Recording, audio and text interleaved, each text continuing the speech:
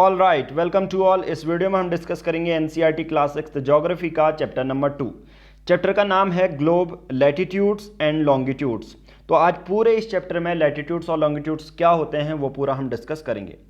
उससे पहले हम ऑलरेडी चैप्टर नंबर 1 अपलोड कर चुके हैं। टोटल एनसीईआरटी क्लास 6 में अगर हम नंबर ऑफ चैप्टर से देखेंगे तो 8 चैप्टर हैं। तो आज हम डिस्कस करेंगे chapter number 2 globe, latitude and longitudes. उससे पहले आप हमारे टेलीग्राम ग्रुप को ज्वाइन कर सकते हैं।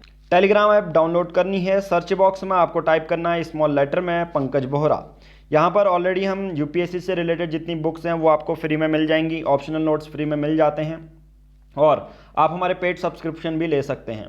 डेली डेट वाइज हिंदू के लिए ईयरली प्लान और मंथली प्लान ले सकते हैं। नाउ एनसीईआरटी के नोट्स जो भी हम डिटेल में डिस्कस करा रहे हैं, chapter wise notes, geography, economics, polity और हिस्ट्री 6 to 12 के लिए आपको 299 रुपीज़ पे करने हैं।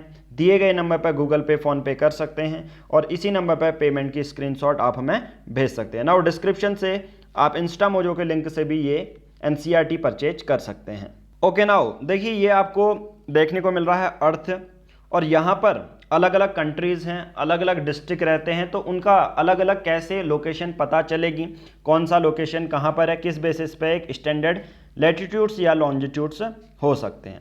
नाउ देखिए अगर मैं इसको जूम इन करूँगा तो यहाँ पर देखने को मिलेगा आपको, कहीं पर भी आप टैप करोगे, सपोज मान के चलिए ये पूरे अर्थ में आप रह रहे हो किसी एक जगह पर और किसी एक पर्सन को आपको बताना है कि मैं कहाँ पर रहता हूँ या यहाँ पर मेरी लोकेशन क्या है, तो जीपीएस भी आपकी लोकेशन, लैटिट्यूड्स और लॉन्जिट्यूड्स के बारे में देख के बताता है। नाउ कहीं पर भी टैप करूँगा, सपोज ये हमारा भारत है और कहीं पर भी मैंने सपोज टैप करा तो यहाँ पर देखिए इन्होंने कुछ लैटिट्यूड्स और लॉन्जिट्यूड्स के नेम हमें दे दिए। अब कहाँ पर से कितना नेम है, कितना नॉर्थ है, कितना ईस्ट है, वो सब हम भी डिटेल में डिस्कस करेंगे। उससे पहले हम ग्लोब के बारे में आपको बता देते हैं ग्लोब क्या है। सपोज ये पूरा अर्थ है हमारा। अब हमारा अर्थ इतना ज़्यादा बड़ा है तो इस अर्थ को समझने के लिए एक हमारे पास अगर आर्टिफिशियल मॉडल बनाएं जो कि इसका मिनिएचर मॉडल होगा, इसका छोटा रूप होगा और आप अपने टेबल में उसे रख सकते हैं। नाउ उसी को क्या कहते हैं, हम ग्लोब कहेंगे। ठीक है, तो ये इस तरह से कुछ रोटेट करता है और इमेजिनरी लाइन ये सीधे नहीं जाती है।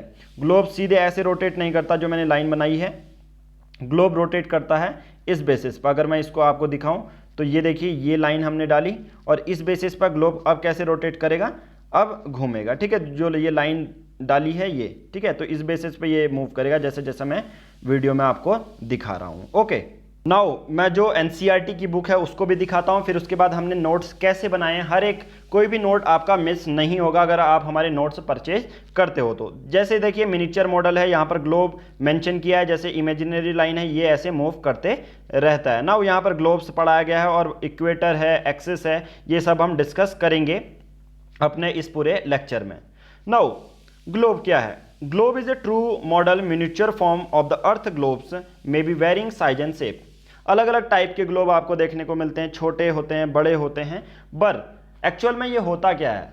सिंपल सी बात है, जो हमारा अर्थ है उसका छोटा मॉडल अगर आर्टिफिशियली हम समझना चाहते हैं अर्थ को तो एक ग्लोब बनाया गया है। ठीक है, तो कोई बैलून लाइक स्ट्रक्चर होता है, कोई आप टेबल में रख सकते हो, कोई आप बड़े टेबल में, कोई छोटे टेबल में रख सकते हो। Now globe is not fixed, it can be rotated the same way as a top spin और पॉटर्स व्हील इज रोटेटेड।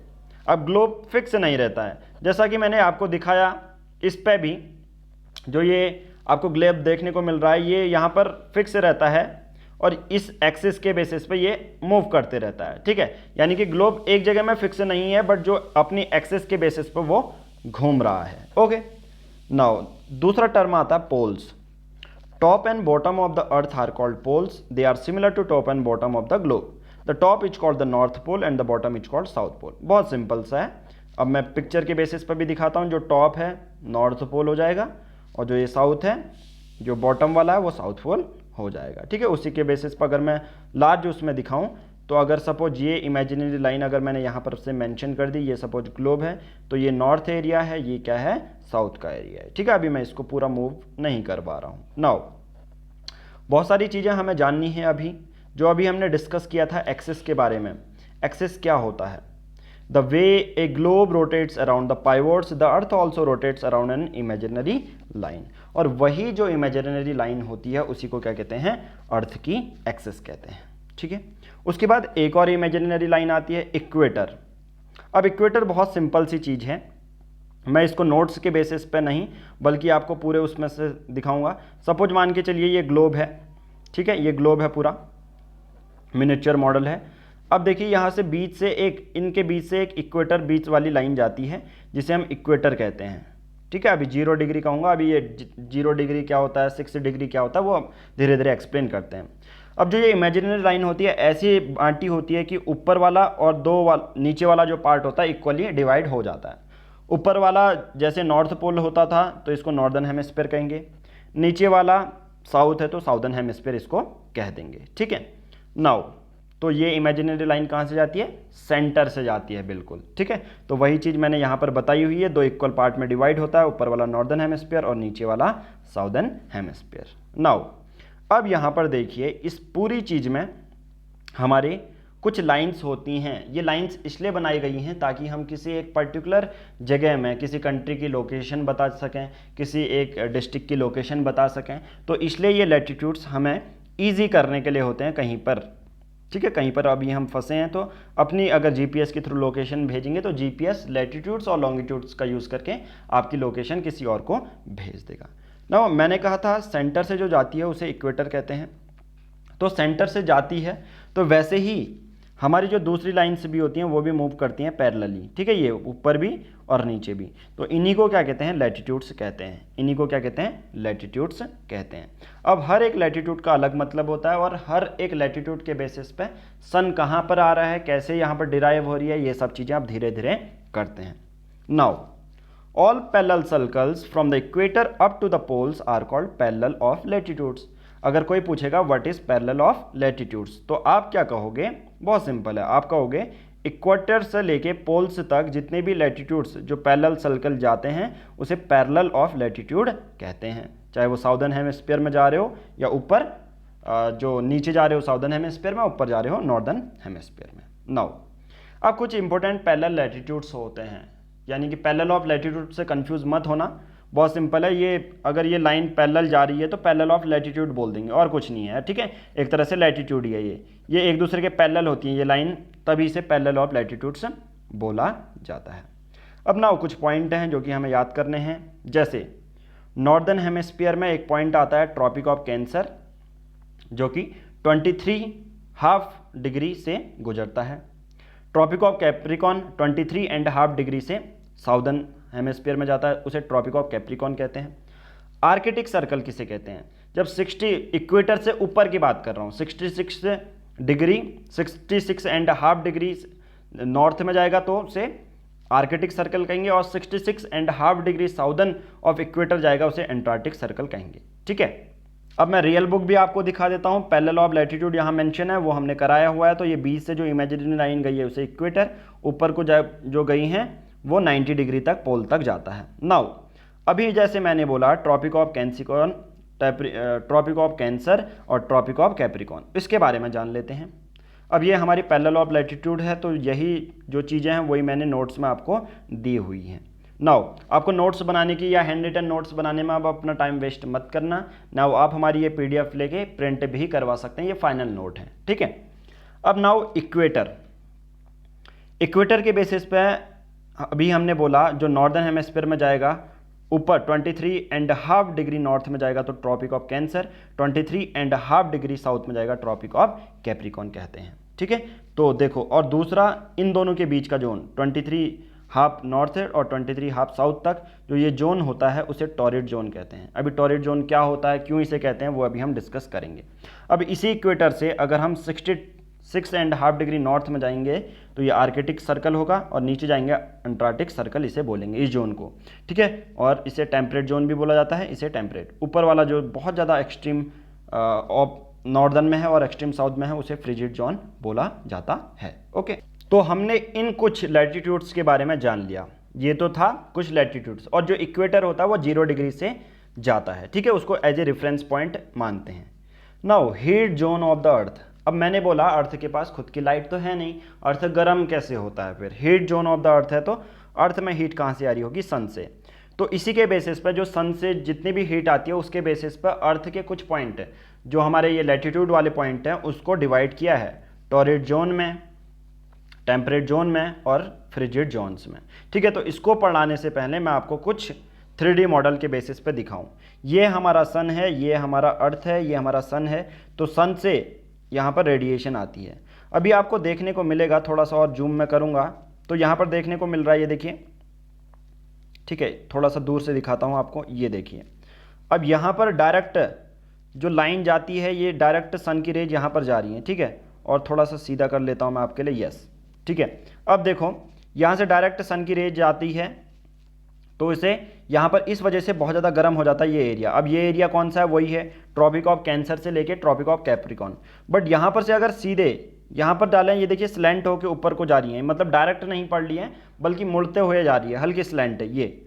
और नॉर्थ पोल में तो ये ऊपर वाला नॉर्थ पोल है, तो थोड़ा सा घूम के जाएंगी, डायरेक्ट सन की रेज नहीं आएंगी। तो टॉरिड जोन क्या होता है, वही होता है midday sun is exactly overhead at least once a year on all latitudes in between the tropic of cancer and tropic of capricorn।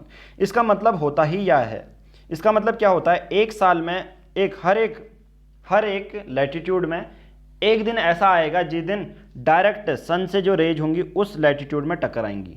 यानी किस लैटिट्यूड के अंदर की बात कर रहा हूं मैं, इन दो लैटिट्यूड्स के बीच में 23.5 डिग्री नॉर्थ और 23.5 डिग्री साउथ। तो इसमें क्या होता है, एक टाइम ऐसा ही होगा, एक टाइम इसमें हर एक लैटिट्यूड में ऐसा आएगा जब डायरेक्ट सन उसके ऊपर होगा, यानी कि डायरेक्ट रेज ऊपर पड़ रही होंगी। तो इसके बेसिस पे तो इस जगह पर मैक्सिमम हीट रिसीव होती है, तो इसी को इसलिए टॉरिड जोन कहते हैं। तो कोई कहेगा टॉरिड जोन क्यों बोला जाता है, तो आप कहोगे और डायरेक्ट सन की रेज ऑल ओवर लैटिट्यूड में एक साल में सबसे ऊपर रहता है सन की रेज हर एक लैटिट्यूड में एक बार उनके डायरेक्ट हिट करती हैं, और इस तरह से क्या होता है, मैक्सिमम हीट रिसीव करता है ये वाला जोन। ठीक है, आई थिंक आपको समझ में आ गया होगा, तो इसको मैं और अच्छे से समझा देता हूँ। Mid day sun is exactly overhead at least once year on all latitude. All latitude का मतलब आप सबको पता होना चाहिए, 0 से लेके 23 हाफ ऊपर तक और नीचे तक हर एक लैटिट्यूड में 1 डिग्री 2 डिग्री 3 डिग्री 4 डिग्री एक साल में एक ना एक बार हर एक लैटिट्यूड में डायरेक्ट रेज सन की पड़ती हैं। इस बेसिस पे ये वाला एरिया बहुत ज़्यादा गर्म हो जाता है। ओके, नाउ सेकंड जोन है टेम्परेट जोन।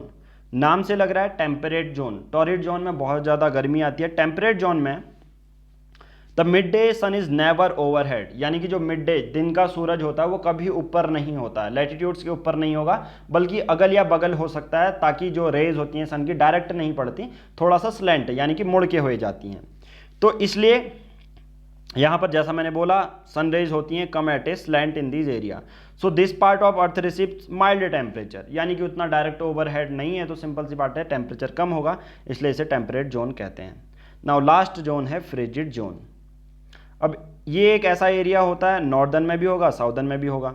तो आर्कटिक सर्कल और नॉर्थ पोल के बीच में ये एरिया पड़ता है, वैसे साउदर्न में एंटार्क्टिक और साउथ पोल के बीच में ये एरिया पड़ता है।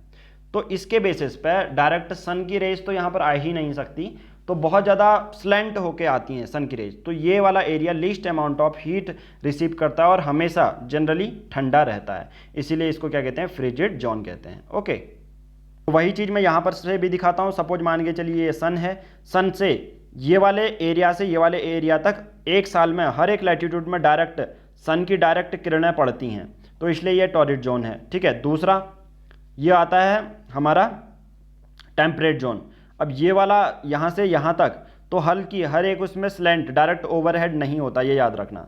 और लास्ट तो आप देख ही लो नॉर्थ पोल, नॉर्थ पोल में किस तरह से रेज जाएंगी, देखो सन की इस तरह से रेज जाएंगी, डायरेक्ट नहीं पड़ रही हैं, बहुत स्लैंट होके, इसलिए डायरेक्ट रेज नहीं पड़ रही है तो उतना ज़्यादा गर्म नहीं होगा, तो इसलिए इसको फ्रिजिड जोन कह देते हैं। ओके, आई थिंक ये आपका कॉन्सेप्ट क्लियर हुआ होगा।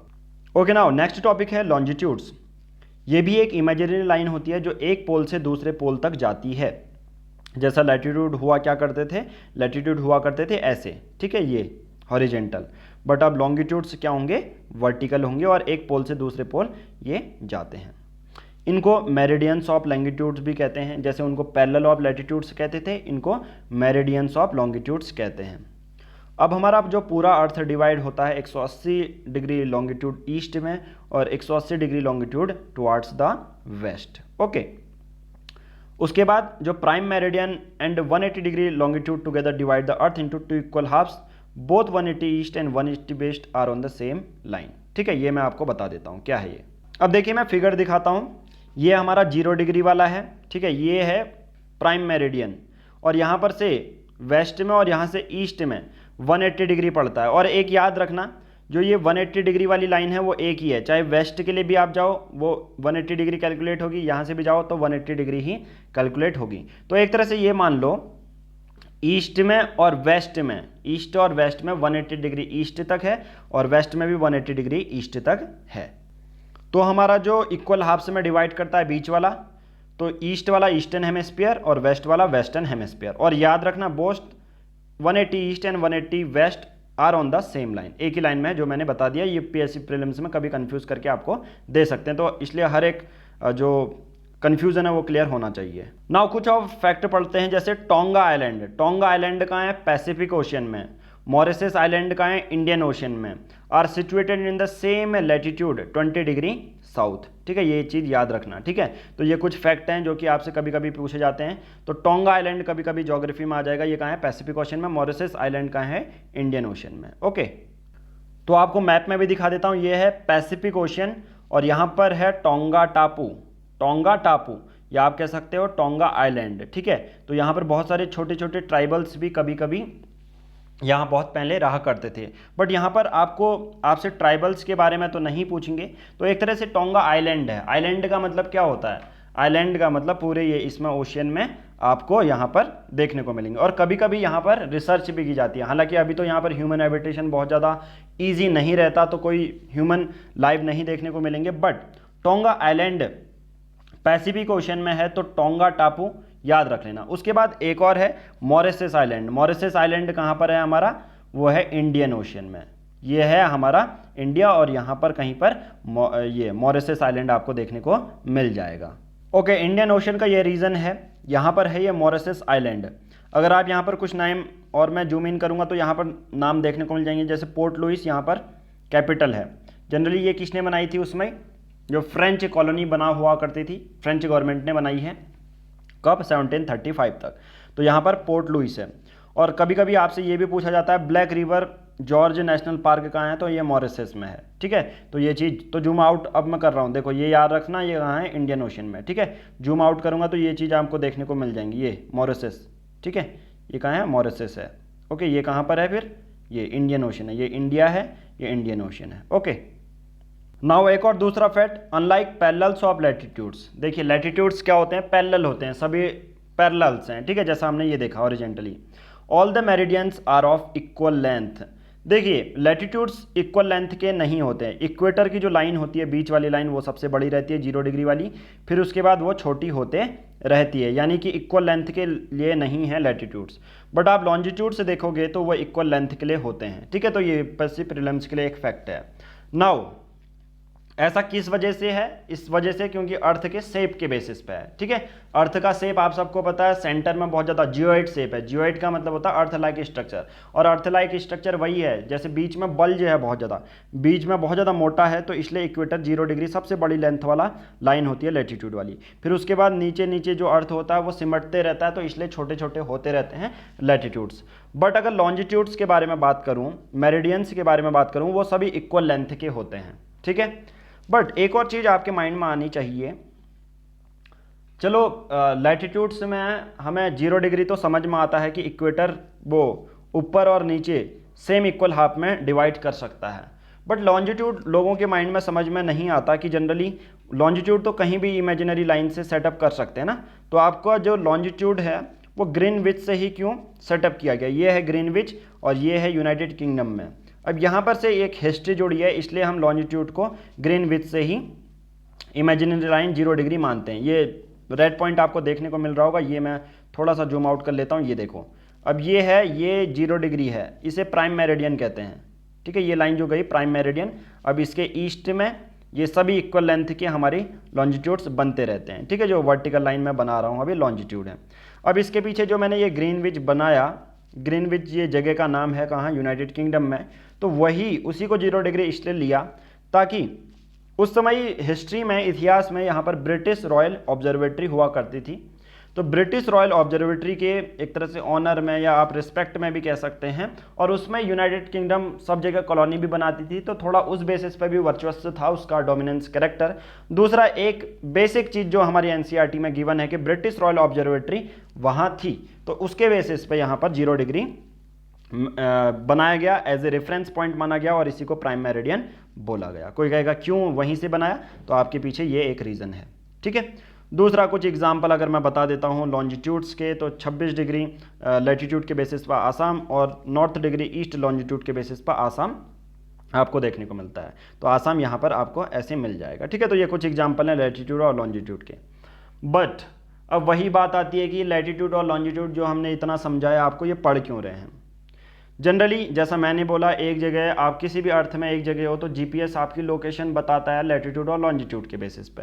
तो लैटिट्यूड और longitude help in finding the exact location of the place on the earth. किसी भी जगह पर एग्जैक्ट लोकेशन पता करने के लिए लैटिट्यूड्स और लॉन्जिट्यूड्स होते हैं। मान के चलो आप ग्रीनविच में ही हो, तो आपके पास एक तो ये वर्टिकल पॉइंट होना चाहिए, एक हॉरिजेंटल पॉइंट होना चाहिए, जहाँ पर भी ये टच होगा आपकी लोकेशन वहीं पर है, ठीक है। तो ये इसलिए काम में आता है। दूसरा, अब लॉन्जिट्यूड और टाइम के बीच में क्या रिलेशन है वो भी पता होना चाहिए। We know that earth takes about 24 hours to make one rotation on its axis. अब जो अर्थ होता है 24 घंटे में अपनी जो एक्सेस होती है उसको मूव करने में, उतना घूमने में, एक एक्सेस में कंप्लीट आप रोटेट करेगा, जब ग्लोब रोटेट करोगे आप तो 24 घंटे लगते हैं उसको, ठीक है, अपनी एक्सेस में घूमने के लिए, ठीक है। तो उसी के बेसिस पे 10 सनराइज और सनसेट होती है। सनराइज हमें बता मॉर्निंग टाइम, सनसेट हमें बताता है इवनिंग टाइम। नाउ जब कोई कहेगा 12 बजे, पहले तो इतनी वॉच होती नहीं थी, घड़ी नहीं होती थी, तो जब सन ओवरहेड रहता है तो हम कहते हैं कि 12 बज गया, ओके। नाउ इसके बेसिस पे अब जो एक मैं थोड़ा सा आपको बताने वाला हूँ टाइम के बेसिस पे, इससे यूपीएससी प्रीलिम्स क्वेश्चन बनाती है। नाउ अब कितना ज़्यादा मूव करा, कितना डिग्री मूव करा, कितना घंटे दूर है, ये सब हम डिस्कस करते हैं। अब यहाँ से मैप से हम डिस्कस करते हैं लॉन्गिट्यूड्स और टाइम का क्या मतलब है। अब यहाँ पर ग्रीनविच देखने को मिल रही है, यहाँ पर से रेड लाइन गई है, जो ये ग्रीनविच वाली है, इसे हम प्राइम मेरिडियन कहते हैं, यानी कि 0 डिग्री। अब यहाँ पर हम कंसिडर करते हैं, यहाँ पर 12 बजा है दिन का, दिन का क्या बजा है, 12 बजा है, ठीक है। अब याद रखो ये 0 डिग्री है। अब अर्थ क्या है, अपनी एक्सिस में कौन से उसमें घूमती है, सर्कुलर पाथ में, तो यानी कि वो 360 घूम रही है। अर्थ कितना, okay now sorry for the pause, बीच में आ गया था कॉल, तो मैं यहाँ पर डिस्कस कर रहा था। ये बीच में लाइन है 0 डिग्री प्राइम मेरिडियन, और अभी यहाँ पर बजा है दिन का 12 बजा है। तो अभी अगर आपको पता करना है भारत में कितना बजा होगा, तो ये इसके पीछे एक लॉजिक है। जैसा मैंने बोला, अर्थ पूरा रोटेट करती है 360 डिग्री, अर्थ अपनी एक्सिस में कितना रोटेट करेगी, 360 डिग्री, और एक दिन में होते हैं 24 घंटे, तो 24 घंटे इज इक्वल टू 360 डिग्री कर लो। इसके बेसिस पे अभी हमें 1 घंटे का निकालना है, 1 घंटा इक्वल टू कितना हो जाएगा, 360/24। अगर आप इसको डिवाइड करते हो तो 15 डिग्री आ जाता है। अब इसी को आप सेकंड मिनट भी कर सकते हो, बट उतना ज़्यादा जानने की ज़रूरत नहीं है। जनरली कितना बजा है ये सब हम पता कर लेंगे। नाउ अब हम कहेंगे कि यहाँ पर दिन का 12 बजे है, तो ईस्ट साइड तो क्या होता है, ईस्ट साइड में जो टाइम होता है वो बढ़ जाता है 1 घंटा अगर मूव करेगी, और वेस्ट साइड में 1 घंटा घट जाएगा। मान के चलो अगर इस अर्थ ने 15 डिग्री मूव किया, 15 डिग्री यानी कि मतलब 1 घंटा, तो यहाँ पर अगर 12 बजा है, तो यहाँ पर ईस्ट साइड में 1 घंटे के बाद, मतलब उसी जगह पर 15 डिग्री बाद, ठीक है, 15 डिग्री बाद कितना बजा होगा, या 15 डिग्री जहाँ पर होगा इसके, वहाँ पर कितना बजा होगा हमारा 1 PM। बट इसी के वेस्ट में देखेंगे तो वो 1 घंटा पीछे चल रहा होगा, तो सिंपल सी बात है, तो यहाँ पर कितना बज रहा होगा, 11 AM। कितना बज रहा होगा, 11 AM। आप समझ रहे होगा, इसी को मैं नोट्स के बेसिस पर आपको समझाऊंगा तो और अच्छे से आपको समझ में आ जाएगा। जैसा कि मैंने कहा 360 डिग्री वो होता है, और एक दिन में 24 घंटे होते हैं, तो इसके बेसिस पे हमारा 1 डिग्री 4 मिनट हो जाएगा, और मिनट के बेसिस पर तोड़ें तो 15 डिग्री इक्वल टू 1 आवर, ठीक है। तो 15 1 घंटे में मतलब कितना, 15 डिग्री मूव करती है हमारी अर्थ। तो जब सन, जो हमारा जो अर्थ है, अगर 12 बजा है ग्रीनविच में, यूनाइटेड किंगडम में 12 बजा है, ठीक है। तो अभी मैं यहाँ पर से ये क्वेश्चन कैसे फ्रेम होंगे, उतना ज़्यादा कॉम्प्लेक्स मत बनाना अपने माइंड में। अगर ग्रीनविच में जो यूनाइटेड किंगडम में जगह है, अगर वहाँ पर 12 बजा है दिन का, तो उसके ईस्ट में time 15 degree east of Greenwich, जो ईस्ट में ग्रीनविच के अगर 15 डिग्री बाद कोई बोलेगा कि आप वहीं पर है, ग्रीनविच में है, कोई आपसे पूछेगा कि 15 डिग्री ईस्ट में हमारा एक और शहर पड़ता है, वहां कितना बजा होगा अभी, कोई कहेगा वहां पर घड़ी पे कितना बजा होगा, तो आप कहोगे 1 घंटा उसमें ऐड कर दोगे, क्योंकि 15 डिग्री का मतलब होता है 1 घंटा, तो 1 घंटा ऐड कर दोगे तो वहां पर आप बोलोगे कि 1 बजा है। अभी सपोज मान के चलो, अभी मान के चलो मैं जब यहाँ पर ये वीडियो रिकॉर्ड कर रहा हूँ, अभी आपको पता नहीं है यहाँ पर जगह कितनी है, मैं यहाँ पर अभी हूँ ग्रीनविच में हूँ, सपोज मैं यूनाइटेड किंगडम में बैठा हूँ और वहां से आपके लिए वीडियो रिकॉर्ड कर रहा हूँ। अभी ये सब सिंपल है टाइम को पता करने के लिए, बस अलग अलग जगह पर कैसा टाइम होता है उस बेसिस पे हम अभी मैं आपको बता रहा हूँ। सपोज यहाँ पर बजा है 12, दिन का 12 बजा है ग्रीनविच में और एग्जैक्ट 12 बजा है। मैं कह रहा हूँ यार मेरा दोस्त कोई इंडिया में बैठा है और वीडियो देख रहा है ये मेरी, मैं कह रहा हूँ कि यार उसके घर पे कितना बजा होगा, कि ये टाइम सही है या नहीं उसकी वीडियो देखने का, कहीं वो सोया तो नहीं होगा। तो इस बेसिस पे अगर मैं बात करूं इंडिया कितना दूर होगा, इंडिया के बेसिस पर अगर बात करूं तो इंडिया पड़ता है 5.5 घंटे दूर, ठीक है।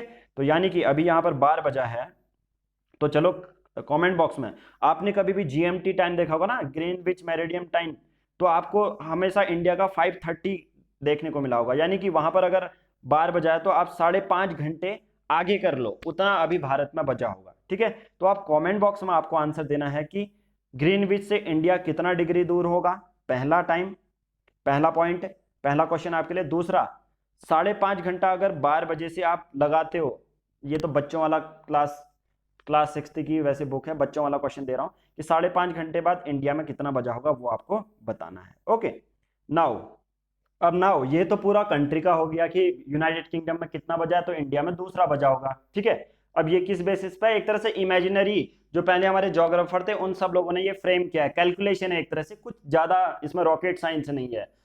ग्रीनविच टाइम में ही 12 बजा क्यों है आप इस बेसिस पे मत लगाना, क्योंकि मैंने बता दिया रॉयल ऑब्जर्वेटरी थी, इस बेसिस पे उसको 0 डिग्री मान लिया, दिन का 12 बजा है तो उसी के अपोजिट में वहां रात हो रही होगी, ठीक है, अपोजिट 180 डिग्री जहां पर भी है। नाउ अब ये तो था वर्ल्ड के बेसिस पे कि अगर यूएसए में कितना बजा है तो इंडिया में कुछ और बज रहा होगा, ये लॉन्गिट्यूड के बेसिस पे, ओके। बट अगर मैं पूरे भारत की बात करूं, पूरा भारत भी तो बहुत ज्यादा फैला है ना, पूरा भारत अगर हम बात करें तो पूरा भारत भी फैला है 68 डिग्री से लेके यहाँ 97 डिग्री तक ईस्ट में, इतने बड़े लॉन्गिट्यूड्स हैं। आप कहोगे ये तो डिग्री में भी बहुत ज्यादा फर्क है, फिर यहाँ पर सेम टाइम क्यों नहीं है, मतलब सेम टाइम क्यों है, आप कहोगे ना। जैसे पूरे वर्ल्ड में इतना बड़ा, देखो पूरे वर्ल्ड के बारे में बताता हूँ, पूरा वर्ल्ड सपोज इतना बड़ा फैला हुआ है लॉन्गिट्यूड में, एक्सटेंट में, इतना ये इतना बड़ा, तब अलग अलग टाइम है। आपका आपका पूरा वो एक क्वेश्चन आपके लिए होना चाहिए कमेंट बॉक्स में, या आपके माइंड में आना चाहिए जब मैं ये पढ़ा रहा हूँ, तो इंडिया भी तो ना, इंडिया भी तो यहाँ से देखो 68 डिग्री से लेके 97.25 डिग्री तक फैला हुआ है, तो ये भी तो इतना बड़ा गैप है ना, तो यहाँ पर भी कहीं पर अलग टाइम होना चाहिए, यहाँ पर अलग, क्योंकि बहुत ज्यादा डिफरेंस है इनके बीच में। बट यही डिफरेंस ना आए करके इसलिए पूरा भारत एक स्टैंडर्ड टाइम फॉलो करता है, जो कि हमारा कहाँ से जाता है वो अभी हम डिस्कस करेंगे, 82.50 डिग्री से जाता है उत्तर प्रदेश मिर्जापुर के बेसिस पे, ठीक है। चलो ये बताओ कि कहां पर से जाता है, आपको ये बताना है। ओके नाउ ये इसलिए एक स्टैंडर्ड टाइम बनाया गया है। अब इसके पीछे क्या रीजन है, अलग अलग क्यों नहीं है, आसाम में अलग होना चाहिए, गुजरात में अलग टाइम होना चाहिए, एज पर हमने जो अभी कॉन्सेप्ट सुना, बट क्या रीजन है कि स्टैंडर्ड टाइम चुना जाता है। सिंपल सी बात है, अगर हम अलग अलग टाइम चुनेंगे, कोई यहां से दिल्ली से आसाम जा रहा होगा तो ट्रेन टाइम मैच नहीं होगा, ट्रेन टकरा सकती है, ट्रेन का एक्सीडेंट हो सकता है, तो इसलिए सब लोगों ने, ज्योग्राफर ने ये सोचा कि हम एक स्टैंडर्ड टाइम चुनेंगे जिसमें कि एक स्टैंडर्ड लॉन्गिट्यूड लेंगे। अब कोई आसाम वाला नहीं कहेगा कि मेरा यार यहाँ से 95 डिग्री से गुजर रहा है तो मेरा टाइम ये हुआ है, गुजरात वाला ये नहीं कहेगा कि मेरा 69 डिग्री से गुजर रहा है तो मेरा टाइम ये हुआ है, सभी को एक ही स्टैंडर्ड के बेसिस पर टाइम मानना है, वो भी है 82.5 degree east, 82 degree 30 minute east, ठीक है, वो 50 नहीं 30 मिनट ईस्ट है, इसी को स्टैंडर्ड मेरिडियन कहते हैं, और इसी के बेसिस पर पूरे कंट्री में सभी लोगों को टाइम पता करना पड़ता है, क्योंकि सिंपल सी बात है, ऐसा क्यों है। अगर मैं बोलूंगा गुजरात और आसाम के बीच में, गुजरात और आसाम के बीच में जो वर्ल्ड का कॉन्सेप्ट अगर हम लगाएंगे तो 1 घंटा 45 मिनट का डिफरेंस आएगा। मान के चल लो कि यहां पर अगर गुजरात में 1 बजा है तो हमारा आसाम में कितना बज रहा होगा, 3 PM तक, मान के चलो कितना बज रहा होगा, 3 PM, तो 2 घंटे, करीबन करीबन 2 घंटे में डिफरेंस है, तो आप सोच लो कि आप गुजरात से आसाम जाना चाहते हो तो ट्रेन मैचिंग होगी नहीं, ट्रेन का टाइम बहुत ज़्यादा इनक्यूरेट हो जाएगा पूरे इंडिया में, तो इसलिए एक स्टैंडर्ड टाइम लिया करते हैं। तो आई थिंक ये आपको समझ में आया होगा। ओके, नाउ ये भी मैंने पूछा था, चलो ये तो मैं कैंसिल कर देता हूँ। अब चलो आप कैंसिल करके क्या, अब तो ये बता ही दिया, जैसे मैंने पूछा था आपसे तो इसी को इंडियन स्टैंडर्ड टाइम कहते हैं, ठीक है।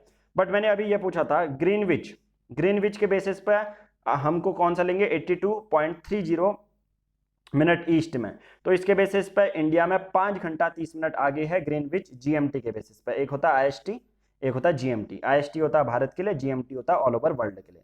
तो अभी भारत में अगर लंदन में बज रहा है कितना, 2 बज रहा है, तो भारत में कितना होगा, 7:30 बज रहा होगा, ठीक है। तो जो भी टाइम होगा उसका 7:30 प्लस ऐड कर दो, मतलब 5.5 घंटा ऐड कर दोगे तो आपका आंसर निकल जाएगा, ठीक है। तो लास्ट में एक यही कहता है कि रशिया तो इतना बड़ा स्टैंडर्ड, इतना बड़ा देश है, तो उसके बेसिस पे इतना ज्यादा फैला हुआ है, तो इसलिए वहां पर कितने जोन होते हैं, 8 से ज्यादा जोन है, ठीक है। The earth has been divided into 24 time zones of 1 hour each zone 10 cover 15 degree of longitude. तो ऐसे ही जो रशिया में 11 स्टैंडर्ड टाइम है, ठीक है। हमारा इंडिया तो उतना छोटा है लॉन्जिट्यूड के बेसिस पर, रशिया तो बहुत ज्यादा बड़ा है, उसके बेसिस पर वहां 11 स्टैंडर्ड टाइम होते हैं, ठीक है। तो ये सब आपको पढ़ना पड़ेगा। ओके, नाउ आज का ये टॉपिक, ये रशिया को मैं आपको दिखाऊंगा। तो रशिया देखो कितना बड़ा है रशिया, ये देखो ये रशिया है पूरा, ये कितना बड़ा है ये, तो 11 स्टैंडर्ड टाइम होते हैं, ठीक है। तो आज के इस वीडियो में इतना ही, थैंक यू।